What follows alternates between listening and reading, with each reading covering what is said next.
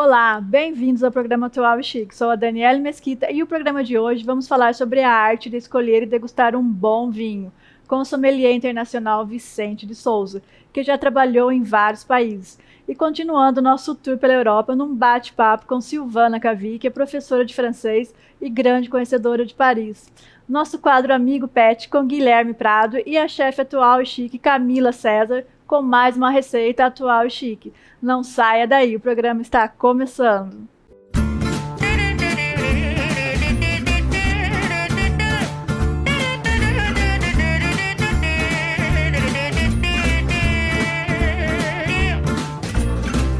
Donnez-moi une suite au Ritz, je n'en veux pas. Des bijoux de chez Chanel, je n'en veux pas. Donnez-moi une limousine, j'en ferai quoi? Pa, pa, la, pa, pa, pa, la. Offrez-moi du personnel, j'en ferai quoi? Un manoir à Neuchâtel, ce n'est pas pour moi. E o nosso bate-papo agora é com o Vicente de Souza. Ele é sommelier. Tudo bem, Vini? Boa tarde, muito bem.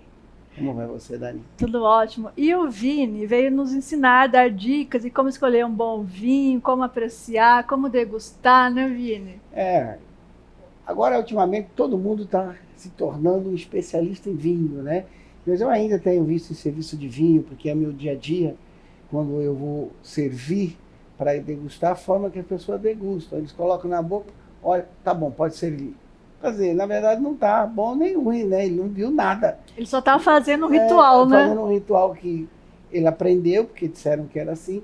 E provar um vinho vai muito mais além, né? E o Vini é expert, né, Vini? O Vini já morou em vários países, já experimentou, já pesquisou, já estudou, né, A gente Vini? vive isso já uma vida, né? Eu não vou falar aqui quanto tempo, porque né, vai me entregar a minha idade. Mas, mas eu estou aí uma vida, né? Fazendo isso, viajando, conhecendo países, conhecendo profissionais, né? É muito importante, porque no mundo do vinho, gente, ninguém sabe tudo. Ninguém sabe alguma coisa, mas não sabe tudo. Sempre tem mais do que aprender. Sempre aprendendo, sempre aparecem pessoas com novos conceitos, os enólogos que fazem o vinho com novas técnicas. E aí você tem que viver isso para você estar sempre atualizado, né? Como programas modernos aí de software, você tem que estar atualizado também nessa área da gastronomia. E eu gosto muito do negócio chamado enogastronomia. Eno, né? Vinho, gastronomia misturado com vinho, ou seja, onde você harmoniza, né? Aí é importante trabalhar com um bom chefe de cozinha, Bacana é isso, né? bom Fazer chefe de essa cozinha, harmonização. porque o chefe de cozinha ele te dá essa possibilidade, olha, vamos criar um prato assim, a minha cabeça já pensa, nossa, que Já vinho vem que o vai vinho, ali? né? Esse Que vinho é vinho vai perfeito. ali, né? Na dúvida põe espumante ou champanhe, porque você não erra nunca. Mas é muito bom esse tipo de vida que eu levo. É uma vida difícil, né? Tem que provar vinho o tempo todo, espumante o tempo todo. Experimentando espumante, que é muito chato. A chefe chega com um prato. Olha, Vini, eu fiz isso aqui, dá uma olhada, dou uma olhada. Isso aqui, Tá faltando gente, vinho, tá faltando vinho. isso aqui com aquele Pinot, com aquele Cabernet Sauvignon. Então, a nossa vida vira um pouco de brincadeira, na verdade, né? Lógico que a gente precisa conhecer. Brincar com sabores. Brincar com sabores, né? Que molho vai, chefe? Tá o molho. Deixa eu ver aqui. Então, essa conjuntura, essas coisas é que nos encanta e nos leva por tantos anos dentro da gastronomia. Então, eu gosto de enogastronomia. E que vinho que você acha que tem mais saído, assim, pelo nosso clima? É o tinto, é o branco, ou é Olha, o rosé? Vivemos de paradigmas. Paradigmas. Antes, o vinho tinha que ser tinto. E só podia comer com carne. Hoje nós temos bastante rosé, dependendo do clima nosso, bastante vinhos brancos, bastante... Eu particularmente gosto de vinhos brancos, que são mais leves. Sim, espumante. Espumante, então, Então, nem são se meus fala, coisa preferidos. chique, né? Na França, se toma espumante no café da manhã. O tempo todo, Lá, né? lá, Qualquer na verdade, comemoração lá é um não é nem espumante. espumante, lá É champanhe mesmo, Então, né? coisa boa, né? E fala pra gente um pouco dessa diferença do champanhe e do espumante, que tem as pessoas às vezes não sabem. Isso é assim. Existe a denominação controlada. Tudo que for na região de champanhe, pode ser colocar champanhe na garrafa. Tudo que for fora é espumante. É espumante. Então, Por exemplo, nós temos um espumante campeão aqui, que eu não vou falar o nome. Sim, mas eu vou gravar lá nessa vinícola. Eu tô indo Então, para lá especialmente. É campeão. Ele é feito com as mesmas uvas do champanhe, do espumante que dá o nome de champanhe, na França. Só questão de região, né? Mas daí tudo é espumante. Lógico, temos os Prosecco na Itália, etc. Temos o Cava na Espanha, que é uma outra coisa. O processo é igual. Eu não sabia disso, o Cava é da Espanha. É espanhol. E o processo é igual. A única coisa é que nós temos um processo de vinificação um pouco diferente. Você tem um método champenoise e uma charmat. Champenoise é aquele que você produz o champanhe dentro da garrafa.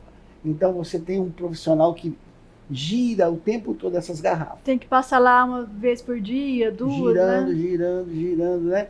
Coitado do cara lá, o pulso do cara e tal.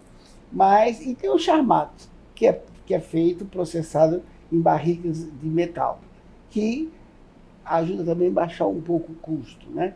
Então, todas essas coisas... O champanhe precisa, o espumante, quanto tempo para ele dar a fermentação dele? Ele passa por Vai duas... ficar virando lá, quanto duas tempo? fermentações.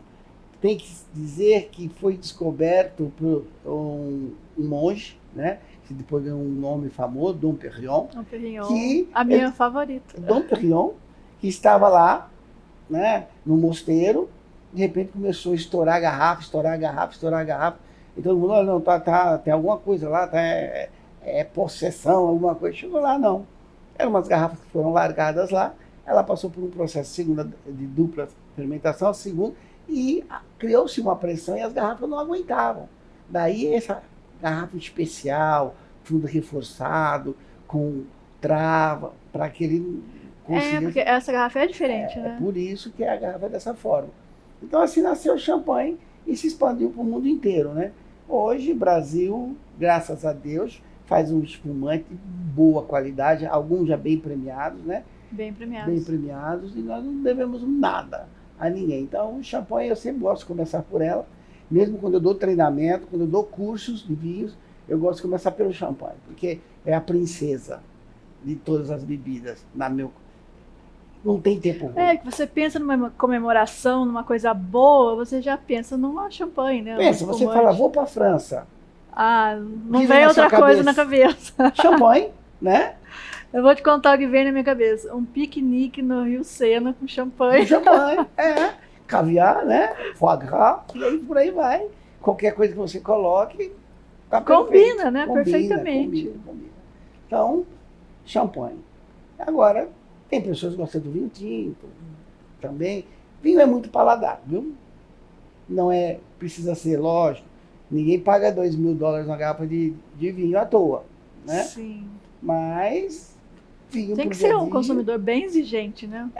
Quando a pessoa já chega a um nível, né, de consumo, pagar R$6.000 uma garrafa de vinho num restaurante, é porque a pessoa, né, já está numa situação, né, confortável.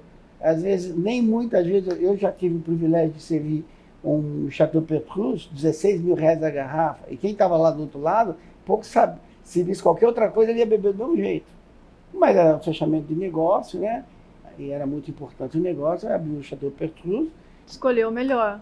R$16.000 a garrafa, né, e eu, como sommelier, infelizmente eu tenho que provar. E a pessoa degustou.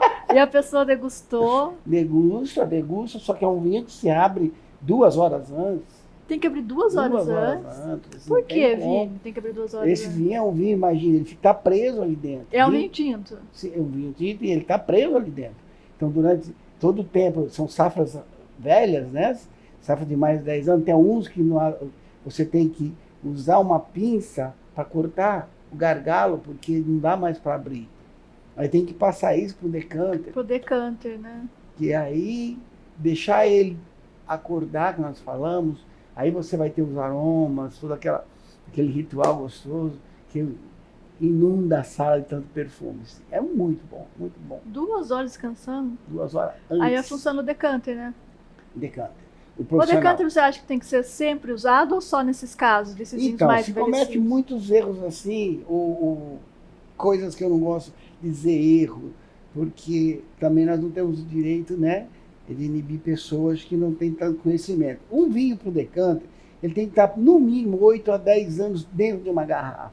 Esses vinhos jovens. Sem procedência, assim, tem procedência, mas assim, vinhos prontos, né? Safra 2017, você está em 2020, aí a pessoa chega e fala, põe um decanter que vai melhorar. Quero que coloque no decanter. Você como profissional, você tem uma etiqueta. Aí você coloca. Claro, né? ética profissional. Claro, senhor, né? Tá aqui o seu vinho, aí ele olha o vinho. Mas não há necessidade. Tá quase bom. Não é dessa forma, né? Nosso sommelier, por exemplo, quando nós vamos degustar um vinho, nós abrimos o vinho, colocamos numa taça e deixamos reservado por algum tempo. Depois vamos então é lá, errado olhamos, também você já colocar o vinho na taça e você já provar. É errado também? Não é que é errado. Se você está tendo um vinho de uma safra de 10 anos, 5 anos, 6 anos, esse vinho precisa de um tempo para acordar. O ideal não é esse? Ele precisa oxigenar, né? Eu tenho uma aluna especial que está melhor do que eu, que é a nossa chefe executiva lá do Valentina. Né? Hoje ela consegue perceber aromas primários, terciários e secundários. Né? Então até eu brinco com ela. Falei, olha, prova aí como é que tá esse vinho. Ela, isso está com cheiro de... isso tem muito cassis. Que café lindo. Quer dizer, isso é com o tempo e prática. Com o tempo. E essa é a graça, a beleza de se provar vinho. E até eu brinco muito com ela. Falei, quando você fazer isso aí, chefe. Mas você acha que qualquer pessoa tem essa facilidade nesse paladar? Todo. As mulheres Porque às vezes eu vou em alguma degustação... As mulheres têm uma vantagem, você sabia? Eles falam assim, você sentiu alguma coisa assim? Eu não senti aquele gosto, aquele as sabor. Mulheres têm uma vantagem, sabia? As mulheres, desde pequenas, elas usam perfumes. E o perfume faz com que elas criem um negócio chamado memória olfativa. Memória olfativa. E a memória olfativa é que te permite perceber os perfumes e os aromas do vinho. Né? Dependendo dos vinhos, nós chamamos tem uma palavra que é meio complicada de dizer no mundo do vinho, técnica, né? Tem pneumática, que é aqueles idiomas, né, que a gente não consegue perceber, aqueles perfumes muito complicados, mas todas as uvas, ele tem essa característica. Então, as mulheres, por usarem perfume muito tempo, elas têm a capacidade de associar com algum de perceber com mais facilidade. Né? Mas todos têm proveniente de barrica de carvalho, seja francesa, seja nova, seja velha, ou americano, que da onde vem todos os aromas. Mas, normalmente, todos têm perfume. Nós levamos um tempinho, né? Por isso, nós profissionais não podemos usar perfumes. Para não misturar, né? A pessoa chegou para mim e falou, esse vinho está estragado. Aí eu falei, puta, garrafeira, com 10 anos de garrafa, estragado, português, acho difícil. Aí fui olhar o vinho, né? O vinho precisava, no mínimo, 2 horas antes, ou 1 hora antes, para abrir, para deixar dormindo, descansando, para poder levantar os aromas, oxigenar, aí ter todo o processo. Porque o vinho, ele estraga ou não estraga? É vida. Ele oxida. Ele oxida. Se você deixar ele em primeiro lugar, você precisa ter lugar adequado para guardar esse vinho, armazenar esse vinho. Tem que deixar ele deitado. Ele tem 2 inimigos. Olha que engraçado. 2 inimigos fatal. Primeiro, temperatura e luz. O oxigênio, que faz bem, também faz ruim. Né? Se você deixar ele numa situação aberto por muito tempo, ele vai oxidar. Porque ele fica parado. Tem que ser guardado deitado, para que todas as moléculas dele fiquem horizontal, porque também ele sofre a ação da gravidade. Isso é muito bacana no vinho. Então, se o vinho está bem guardadinho, no escuro, né? Ali, no lugar climatizado, ele vai durar por muito tempo. Agora, se ele estiver exposto à luz, sol, aí não vai aguentar, ele vai oxidar, vai virar vinagre. Uma vez eu fui numa degustação de vinho e eles falaram que o melhor lugar para você guardar o vinho é dentro do guarda-roupa, porque fica num lugar escuro e protegido do sol. Se você não tiver uma adega, lógico. Né? Sabe onde eu gosto de guardar as minhas quando não tinha adega? Debaixo da pia. Que é o lugar que antigamente as pessoas deixavam. Por quê? Água corrente o tempo todo, você lava a louça, água o tempo todo. Essa água já mantém aquela cuba de metal refrescante. E outra coisa, não tem luz. Você coloca ali, ele está sempre arejado. Pronto. Né? Não precisa colocar muito. Tem pessoas que gostam de colocar, não, vou mostrar por aqui para mostrar. Pô, tem uma luz direto dali. Não pode. Não pode. Outra coisa, quando o vinho tem uma certa, ele é preparado para guarda, a garrafa dele é escura. Justamente por isso. Ah, tem mais essa, eu não sabia disso. Você pode ver, quando você Garrafa escura, ele pode guardar por mais quando tempo. você for escolher um vinho em qualquer adega, procure as garrafas com mais escuras, são vinhos de guarda. Por quê? Para evitar a ação da luz. Que interessante, Vini. E os vinhos também, brasileiros, os vinhos nacionais são com uma ótima qualidade, como você falou, né? O que acontece? Hoje nós estamos viajando muito. Hoje nós temos integração direta. Eu, da minha casa, eu posso ver uma entrevista com o Papa do Vinho, que é Robert Parker, lá nos Estados Unidos. E ele dando dicas. Então, hoje o mundo está muito rápido, né? Houve uma época que a pessoa ia para a França, ele voltava e falava de vinho. Hoje não. Quando você digita 2 palavras no Google, ele te dá um monte de informação. Não dá nem para você contar muita história, né? Então, tem muito especialista o tempo todo. Então, o legal é assim, você vai no restaurante e tem um sommelier, né, Vini, que possa te ajudar. Ele fala assim, eu gosto de um vinho mais leve, um vinho frutado. Isso. Ou eu gosto de um vinho mais encorpado, né? No Valentina, é muito engraçado. No Valentina, eu estou andando por ali, alguém fala, senhor Vini, alguém quer uma dica de vinho. Aí eu entro lá, o senhor tem um vinho bom? Falei, tem, todos os meus vinhos são bons. São ótimos. São ótimos, mas vamos ver o que você procura no vinho. E começa-se um bate-papo. Eu não gosto disso, eu não gosto do amargo. Opa, tanino. Eu não gosto de uns assim meio azedo, acidez. Eu não gosto assim, sabe, seco. Falei, como que é seco? Doce. Eu gosto dos docinhos. Já sei, moscata é uva de sobremesa. Ótimo. Vai gostar, vai. A pessoa, eu já monto na minha cabeça, mas eu nem pergunto o que ele vai comer. Às vezes eu pergunto, você vai comer o quê? Eu vou comer parmegiana. Parmegiana, molho de tomate, acidez. Opa, Chianti, né? Chianti, você não erra. Sangiovese, não erra. Por quê? Tem os coringas. A Itália, a culinária italiana, a base é molho de tomate. É massa. E o molho de tomate, ele tem acidez, bastante acidez. Né? E na Itália não se faz molho de tomate colocando açúcar para diminuir a acidez. Eles usam, igual a chefe Camila, ela não usa açúcar na receita dela quando ela está fazendo o molho nosso. Então a gente sabe os ingredientes. Quando isso vem para minha mão, aí fica fácil. Meu serviço. Já tem a informação. Eu já sei exatamente os que às vezes a pessoa ela tem vergonha de falar o que ela gosta. Não tem? Acontece isso? Tem ela bastante. Não sabe se expressar, mas tem que falar, gente. Tem que falar, olha, eu não gosto de vinho amargo, eu não gosto disso, né? Por isso o bate-papo é legal. Por isso que é legal. Mas eu não culpo, sabia? E o sommelier está lá para te ajudar. Eu não culpo ele, sabe por quê? Os mais jovens, os sommeliers mais jovens, eles se esquecem que o cliente está ali só para pedir uma orientação, não uma aula. Aí a pessoa se sente constrangida, porque vai lá falar e o cara já começa a falar terroir daqui, terroir daqui. Aí ele não vai entender nada. Aí o cara não entende, fala assim, vamos para o chopp, para cerveja, fica mais fácil. Mais fácil, né? Então, e tem que ter uma linguagem mais simplificada, né? Tem que ter. Tem que ter. Lógico, não adianta você falar técnica, nem eu vou entender nada. Linguagem técnica, né? Não adianta. Organolética. Sommelier, você vai saber o que é organolética. Não vai. Que é para dizer para a pessoa o aroma de tal coisa. Diga o aroma. Sim, diga, né? Uma coisa mais simples. Organolética. Então, eu acho que não precisa disso. E isso faz com que a pessoa se sente um pouco constrangida. Sim. E fala, eu vou perguntar, esse cara vai me dar uma aula. E realmente acontece. Os mais jovens. Mas se a pessoa vai perguntando, você vai responder. Vai fluindo a conversa. Sim, Então, aí tá aí a dica atual e chique para você escolher um bom vinho. Vou deixar o contato do Vini aqui embaixo. Pessoal, chegou lá no Estação Valentina, teve dúvida. E bom vinho não quer dizer caro, viu? Tem vinhos... Também isso é um mito, né? É um mito. Bom vinho é aquele que se adequa, adapta a você. Esse é o bom vinho, o seu paladar. Não importa se ele custou R$3.000 ou se ele custou R$30. Mas se ele adequa ao teu paladar, ótimo, aí tá o bom vinho. Lógico, a gente dá dica de como harmonizar a comida com o vinho. Isso sim, nós fazemos. Porque uma coisa não pode sobressair.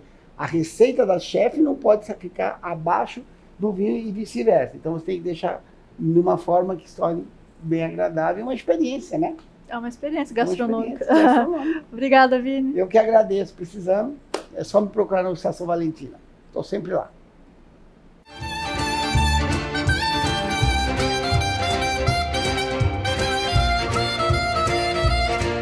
E o nosso bate-papo agora é com a Silvana Cavic. Ela é professora de francês, estudou e morou no sul da França. Tudo bem, Silvana? Oi, Dani, tudo bom? Muito obrigada pelo convite. Fico feliz de estar aqui junto com vocês e passar um pouquinho de informação interessante da França, falar um pouco de lugares que talvez poucas pessoas conheçam. Sim, como a gente estava falando até agora de vinhos, né? Nada melhor de continuar o glamour da nossa entrevista falando sobre Paris. Porque às vezes as pessoas viajam mesmo para Paris e acabam conhecendo os mesmos lugares, né, Silvana? A Torre, a Champs-Élysées. Exatamente. Então, o vinho é uma coisa assim muito interessante, que todo mundo conhece, a fama do vinho francês. Mas, para se tomar um vinho francês, você não precisa esperar ir no melhor restaurante de Paris, uma ocasião especial. Uma coisa bem simples que o francês gosta é de fazer um piquenique. E no piquenique, você pode fazer, tem vários lugares. Por exemplo, quem já foi para Paris já viu em frente à Torre Eiffel. Muita gente fica lá no período da tarde, né, esperando o cair da noite para ver a Torre Eiffel se iluminar. É um espetáculo.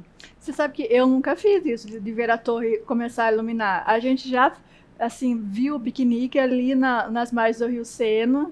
Aí ficamos encantados, né? Estava eu com meu filho em Paris. A gente até acabou comprando algumas coisas e indo lá fazer um piquenique também. Sim, as margens do Rio Sena é outro lugar típico que as Romântico, pessoas vão. só tinha bastante casais. Sim, e tem também os jardins, o Jardin des Tuileries, Jardin de Luxembourg, que são lugares maravilhosos para se fazer um piquenique. Então, as pessoas vão, por exemplo, no Jardin de Luxembourg para apreciar as flores. É um jardim muito bonito, onde são plantadas muitas espécies de flores, porque lá o governo francês utiliza essas flores para fazer os buquês, para enfeitar os gabinetes de políticos. Olha só. Muito interessante. No Jardin des Tuileries, que é o jardim que fica entre a Place de la Concorde e o Musée du Louvre, é um jardim mais confortável, digamos, para fazer um piquenique, porque ele tem mesinhas, bancos embaixo de árvores. E assim é todo verão, né, Silvana? Todo verão. Todo fim de tarde você olha as pessoas ali comemorando, as crianças brincando. Sim, porque É muito diferente assim, dos hábitos da gente. Eu não sei se a gente não tem esse hábito por conta da violência, que é muito no nosso país, né? Acabou não tendo esse costume. Não, eu acho que é um hábito francês mesmo, porque na língua francesa existe o verbo piqueniquer. Em português não existe. Você fala em português, vamos fazer um piquenique? Em francês você diz, vamos piquenicar? Piquenicar. Sim.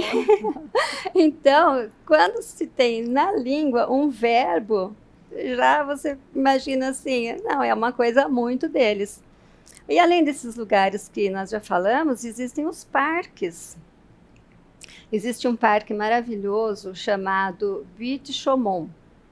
Então, o nome do parque Chaumont é a junção de duas palavras em francês. Chauve, que quer dizer careca, sem cabelo, liso, e mont, de monte, montanha, colina. Então, o que é esse Buis de Chaumont? Era uma pedreira que foi transformada num grande parque. Então, quando Napoleão III sobe ao poder... Agora a gente vai saber de história também, eu adoro.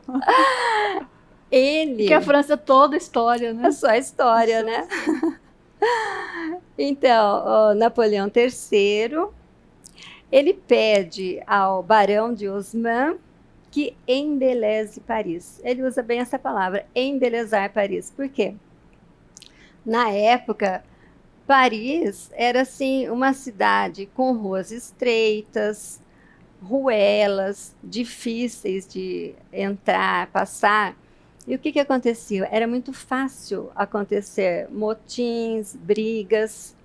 E o povo francês, assim, tem um pouco de sangue quente, porque a gente vê pela Revolução Francesa e Revolução. outras revoluções que eles fizeram.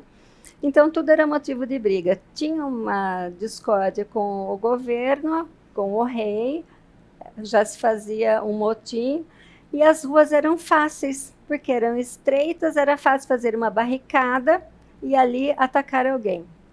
Então, o Barão Haussmann, ele consegue, em 17 anos, modernizar Paris. Então, o que ele fez?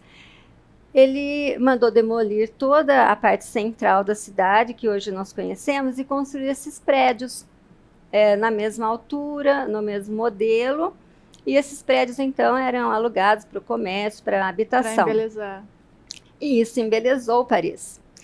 E existe até em Paris uma rua chamada Boulevard Haussmann, que ela é paralela à Rue de Rivoli. Então, é bem fácil de achar. A Rivoli é ali, bem perto do Louvre. Lado do Louvre, isso, uma paralela do Louvre e o Boulevard Haussmann próximo também. Ao Maurice.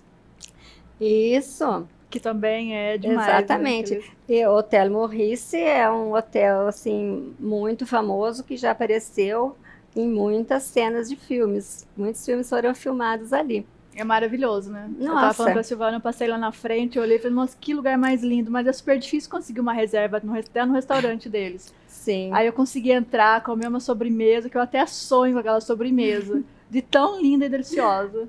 Não, são a coisas... culinária francesa, né, Silvana? Sim, são coisas assim que vale muito Estudadas a pena. Muito, tem história, né? Você entra numa fila para conseguir entrar, conhecer, comer uma sobremesa, uma refeição e saber da história. São pratos elaborados, né? Sim. Qualquer lugar que você come, nossa, por isso Eu sou fã da culinária francesa, eu amo. Por isso é conhecida, né? Até escargot que eu não tinha comido da última vez.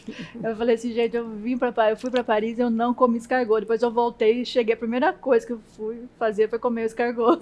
E eu adorei. Sim, eu acho que a gente tem que experimentar tudo, o que é típico do país. Sim. Eu não tenho aqui no meu país, então eu vou saber como que é, por que eles gostam. É bom mesmo? Tem que experimentar. Mas a de lá é melhor, porque depois eu comi aqui, eu não gostei. Sim. Porque eu acho assim que eles sabem exatamente a maneira de fazer. É uma culinária elaborada, tempero, né? Tudo diferente. É muito diferente. É. E outra coisa que eu acho interessante em Paris são os bares. As cadeiras nas mesas não ficam igual da gente, assim, na calçada. Fica tudo de frente para a rua. É porque é o hábito também de tomar café, né? Você pode entrar num restaurante desses, pedir um café, sentar ali, começar a ler um livro, um jornal e ficar horas. Sozinho, né? Eu acho que a Fica gente sozinho, tá mais acostumado com uma companhia. Os franceses são mais independentes. Sim, totalmente. E não vem nenhum garçom falar para você vai tomar esse cafezinho, não vai pedir mais nada. E aqui no Brasil não, né? Se você toma um café, aquele café e vai querer logo. mais alguma coisa? Sim. Então é muito interessante ficar ali, porque ao mesmo tempo que ele está tomando um café, lendo, ele está vendo o movimento, as pessoas indo, vindo. É muito bom. Está aproveitando o tempo, se inspirando. Exatamente. Aproveitando a viagem, né? Sim. Agora deixa eu só voltar um pouquinho no Barão de Haussmann, que eu não concluí a Butte Chaumont.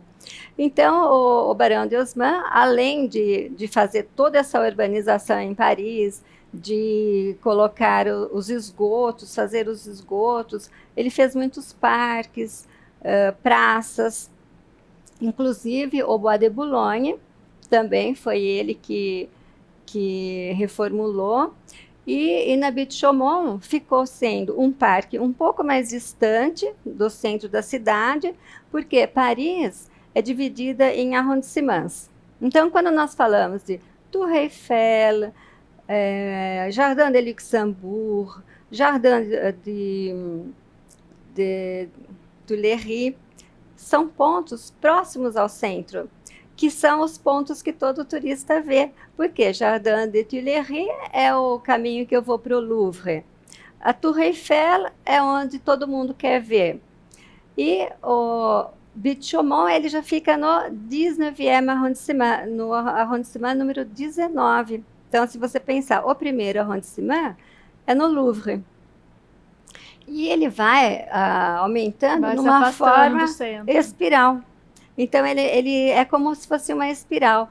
Vai 1, 2, 3, vai indo da rive droite para a rive gauche, então da margem direita para a esquerda.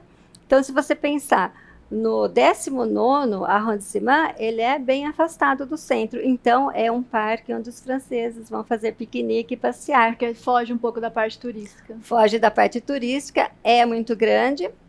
Outra coisa que tem lá é uma ponte feita pelo Gustave Eiffel, o mesmo que projetou a Torre Eiffel. Então, é uma pontezinha que liga duas extremidades do parque. Olha, isso daí também seria bem interessante, né? Sim. A próxima vez que eu for, eu vou. E fazer um piquenique lá, porque os gramados que tem lá e a vista, ele fica... O parque é num monte, numa colina. Então, você tem uma vista de Paris sensacional. Sensacional. Então, vale a pena A gente conhecer acaba esses tendo a vista lugares. da torre, né?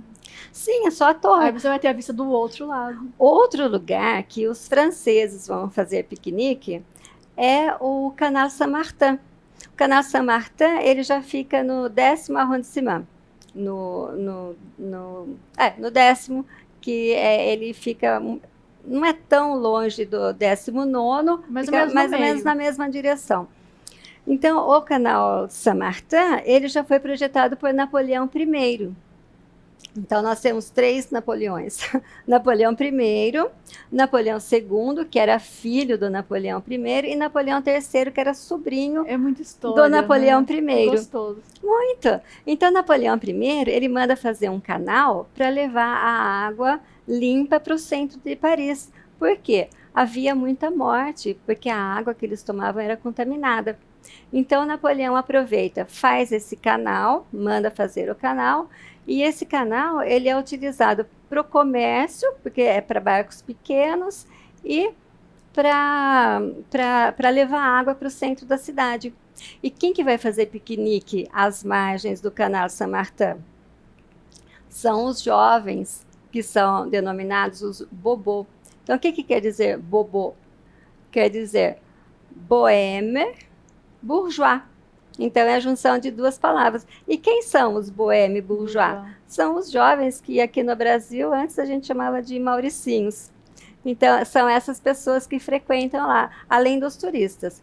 Esse local, às margens do Canal Saint-Martin, hoje é muito interessante, porque ali estão localizados restaurantes ótimos, boulangerie, lojas de comércio. E acaba sendo até os preços mais baixos do que ele na parte turística. Muito mais acessíveis do que no centro da cidade. Inclusive, 2 boulangeries ganharam o prêmio de melhor croissant de Paris. Então, você procura comer um croissant numa boulangerie famosa do centro da cidade, é ótimo, o croissant é maravilhoso. Só que numa boulangerie de um subúrbio, de um local assim longe do Mais centro, longe. ganhou o prêmio do melhor croissant de Paris. Então essas coisas são Depois muito você me passa o nome interessantes. desse melhor coração de Paris, né? Essas coisas que são gostosas. Porque acabando a pandemia, eu quero ir para a Europa. Sim, eu acho que nesse momento, né, que estamos proibidos de viajar, nada melhor do que Então a gente vai adquirir se informando, conhecimento, né, pesquisando, já programando a Exatamente. viagem. Que isso que é o gostoso da viagem, é a programação dela. Isso, você vai programando e a hora que a gente puder ir lá de novo, já sei onde eu vou. Vou conhecer esses lugares que são um pouco mais afastados, mas que valem muito a pena. Você vai ter mais histórias para contar, não é? Sim, sem dúvida. Lembranças boas. Sim, e além, né, já falamos do vinho, né, para acompanhar o piquenique. Então, em Paris, tem lojas especializadas em vender os kits piquenique. Tem kit piquenique. Que é como se fosse assim, aqui nós temos o kit churrasco, Lá tem lá kit. tem, que é o quê? Então, são bolsas, cestas maravilhosas que são preparadas para você levar no piquenique. Então, é uma bolsa pequena, só que a hora que você abre, ela tem lugar compartimentos para tudo. Para os copos, talheres, pratos, Tudo pensado no garrafa, piquenique. a toalha, tudo pensado no piquenique e uma forma fácil, confortável para você levar, para não precisar ficar com sacolinha. Então, uma bolsa, você leva tudo, faz seu piquenique, ou vai para a torre ver as luzes, E vai, passa o dia, né? vai Olha ver que as gostoso, flores, sai de vai ver casa, os barcos. arruma sua cesta de piquenique e passa o dia em Paris. Sim. Olha que maravilha. Outro detalhe bom, assim, para quem quer fazer um piquenique, é não comprar o que vai ser usado no piquenique no supermercado. Por quê? Existem aquelas lojinhas pequenas, as boutiques, que são especializadas em queijo, outra especializada nos embutidos, uma boulangerie, que você vai comprar a baguete, o croissant, uma tortinha de sobremesa. Aqueles doces lindos. Ai, aqueles Lindos. doces que você não vê a hora de chegar à sobremesa, né? Na última viagem eu fiquei postando as fotos dos doces, todo mundo ficou doido com os doces. Não, é uma coisa fenomenal, porque parece tudo artesanal. Aqueles doces assim, aí é uma tortinha de morango. Só que a hora que você olha a torta, linda. Ela é linda. você come com os olhos primeiro, de tão lindo que é essa o a intenção, doce. né? Comer com os olhos. Silvana, eu queria agradecer a sua presença aqui. Nosso tempo está acabando. Eu falei para você que ia falar de Paris, ia ser pouco. Nossa, olha, e tem muita coisa para falar, né? Então, dos Daí pontos... você volta outro dia para falar mais coisas de Paris, os dar mais pontos que as pessoas não vão, né? Então, por exemplo, só dá tempo de falar mais uma coisinha? Então, por quê? Qual é o ponto turístico mais visitado de Paris? A Catedral de Notre-Dame. A catedral hoje ela está fechada por causa do incêndio que aconteceu. Daí a pessoa vai dizer, nossa, mas eu vou a Paris e não vou conseguir ver uma igreja gótica. Vai. Por quê? Qual foi a igreja que inspirou a construção da Notre-Dame? É a igreja de Saint-Denis.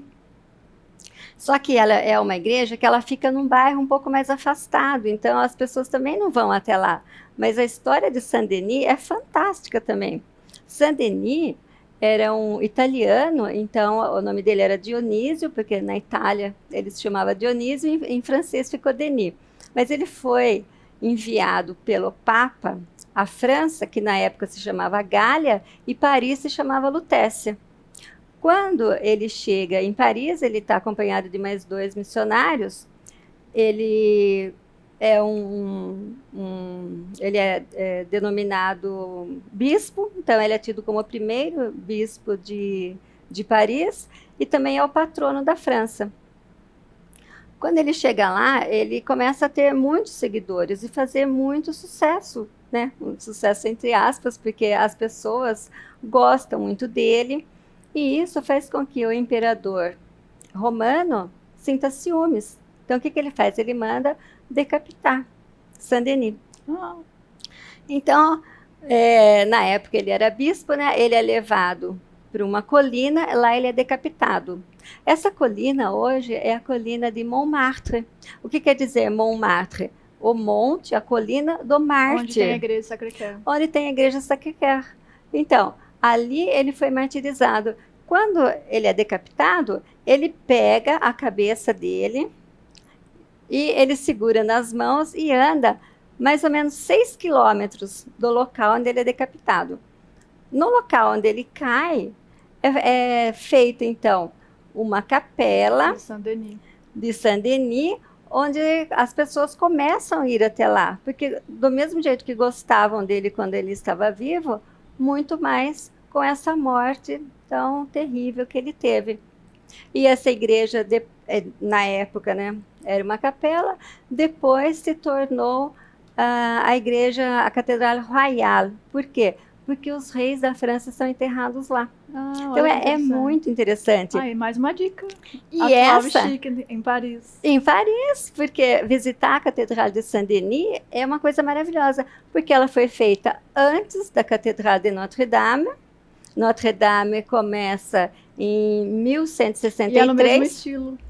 E é copiada gótico. da Saint-Denis, porque 20 anos depois da Saint-Denis ser inaugurada, começa a Notre-Dame. de Paris. Então, são coisas assim muito interessantes, porque da onde que vem o estilo gótico? A primeira igreja gótica construída na França foi a Saint-Denis. Eu achava que fosse a Notre Dame. Sim, mas a Notre Dame é 20 anos depois da Saint-Denis e é baseada no estilo gótico da Saint-Denis. Olha só que linda história. Não, a Catedral de Saint-Denis é uma igreja e que dá aquele vale a arrepio de pena entrar, porque a Notre Dame dá, porque aquele estilo gótico todo impressiona, né? Sim, e por quê? O abade que idealiza a reforma da igreja de Saint-Denis, isso muitos séculos depois da primeira igreja, ele dizia assim, que Deus é luz e que a igreja deveria ter muita luz. Então, daí que vem todos os vitrais nas duas laterais e a rosácea, a mesma rosácea que tem na Catedral de Notre Dame.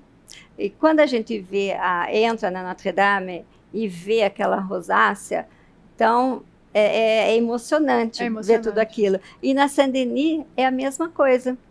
A gente tem a mesma sensação de entrar num lugar iluminado, num lugar assim divino mesmo. Diferente, muito, né? Você muito. Sente uma coisa diferente. Né?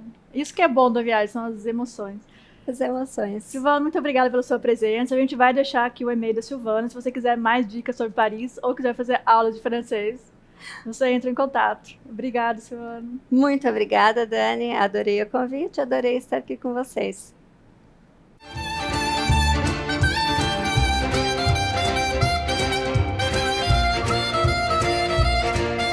Oi, Dani. Como no programa de hoje nós vamos falar sobre Paris, nada melhor do que uma receita de um drink super especial. Nosso convidado de hoje, Vini, aqui do Estação Valentim. Aqui do meu lado está o Vini. Vini, qual é o drink que você vai ensinar pra gente hoje? Olha, eu pensei no Dry Martini, é um clássico, né? Ficou muito famoso por um escritor muito famoso lá, chamado Ernest Hemingway, no Hits de Paris, que hoje o bar leva o nome dele.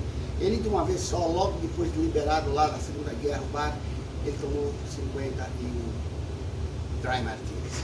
Só que eu gostaria de mostrar um jeito fácil de se fazer em casa, né? Sem toda aquela, como se diz, equipamento de bar. Para isso você vai precisar na sua casa uma taça de Dry Martini, um copo que caiba bastante gelo. Você vai precisar de um bom vermute seco e você vai também precisar de um bom gin para que você possa executar a receita. Para finalizar, você vai precisar de uma azeitona verde e um twist de limão. Vamos lá?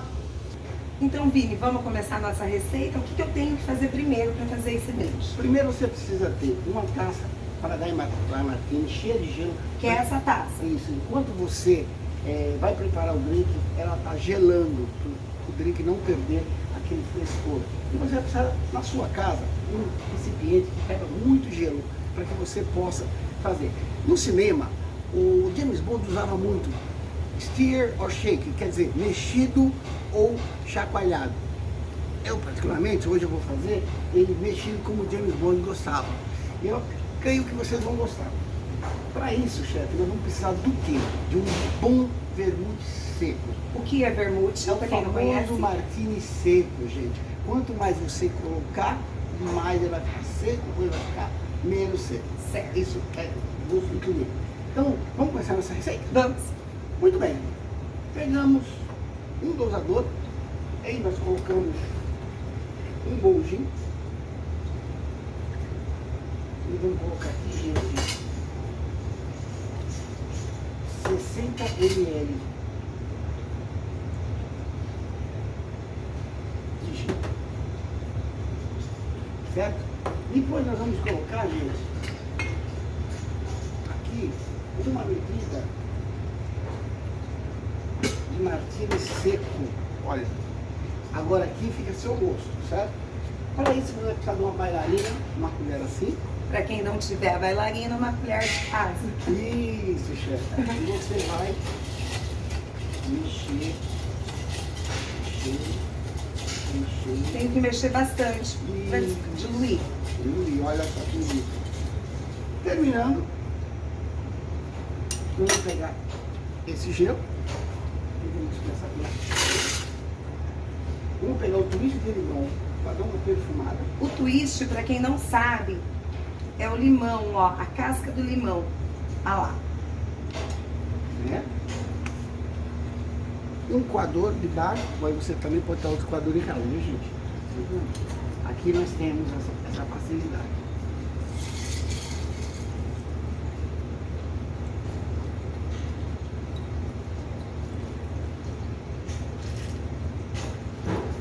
E esse twist vai dar o sabor no drink. Ele vai perfumar também, né? Perfumar. E depois, para decorar e depois você é meio salgadinha, ela vai dar um toque especial. Azeitona. Voilà. Só isso, Vini? Só isso, nada mais. Muito simples, muito simples. fácil e muito refrescante. O drink de hoje foi o Dry Martini. Eu vou provar. Incrível, uma delícia. Espero que vocês tenham gostado. Até mais!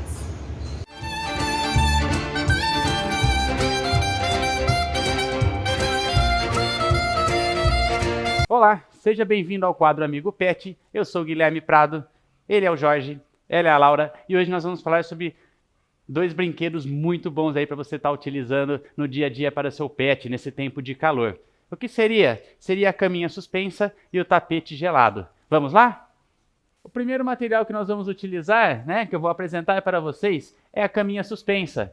Qual que é a vantagem da caminha suspensa? Ela fica fora do chão, então num tempo de calor o seu pet não vai se esquentar lá embaixo. Uma outra grande novidade, uma grande diferença dessa caminha aqui, o que é? Ela não deixa formar calos, porque ela é macia, tá? Então o seu pet pode ficar deitado, pode ficar sentado, que ele não vai se machucar com o chão. E você pode pôr em qualquer lugar. Ela é feita de alumínio, ela é fácil de lavar, de limpar e não estraga, tá bom? Então fica uma primeira dica aí muito legal. Nós vamos agora para a segunda. Segunda dica, tá muito quente? Tapetinho gelado. Esse tapete, ele já vem refrescante, ele diminui a temperatura corporal do seu pet. Seu pet vai ficar deitado no tempo quente e o tapetinho vai ajudar a esfriar. Uma dica bem legal, você pode colocar esse tapete em cima da cama, porque daí o chão quente, né? Ela vai conseguir manter uma temperatura mais refrescante. Pode ver que os pets ficam confortáveis, eles ficam tranquilos, até se divertem aí em cima dos brinquedos novos aí que eles têm, tá bom? Então, essas dicas aí são para refrescar o seu pet nesse tempo de calor. Bora lá! Se você gostou dessas novidades, me chama no Instagram, me chama no telefone, no WhatsApp, e aí eu mostro para vocês onde vocês vão encontrar. Um forte abraço, bom final de semana, um beijo a todos. Valeu!